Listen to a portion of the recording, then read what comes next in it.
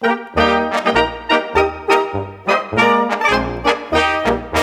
Gott, ihr lieben Leideln, wir haben euch was gebracht, was wir uns in der Fremdtraust zusammen haben gemacht. Es ist ein neues Liedl mit einem frischen Humor. Es klingt am Jahr beim Singen ganz bayerisch ins Ohr. Überall ist uns gut gegangen, nur eines gefehlt hat mir.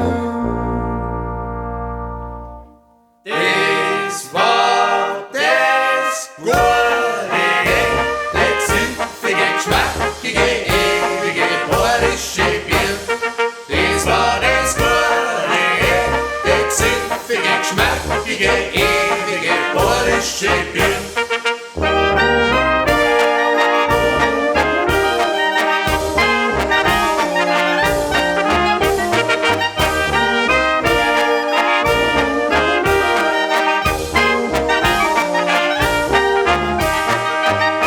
Der Wein, der stärkt die Glieder, der Shampoo steigt den Kopf, der Punsch, der wirft die nieder, der Schnaps nimmt die beim Schopf, der Tee, der macht einen Hitzen, der Kaffee, der regt einen auf, am Glühwein muss man schwitzen, kein Wasser mag man drauf.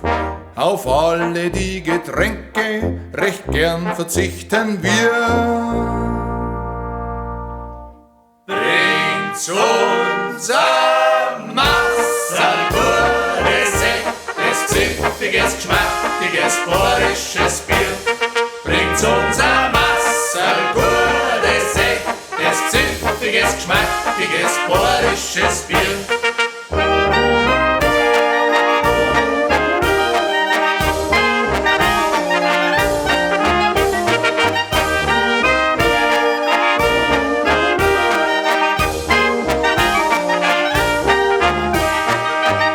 Und wenn der Alper krank ist, na liegt er heut so drin. Er will ja gar nichts wissen von einer Medizin. Er bringt's einfach nicht runter, es passt nicht in sein Mund. Weil er schon so viel gesoffen hat, kann er nix mehr vertragen. Wenn er einmal am Sterbbett liegt, ruft er noch voll Begier.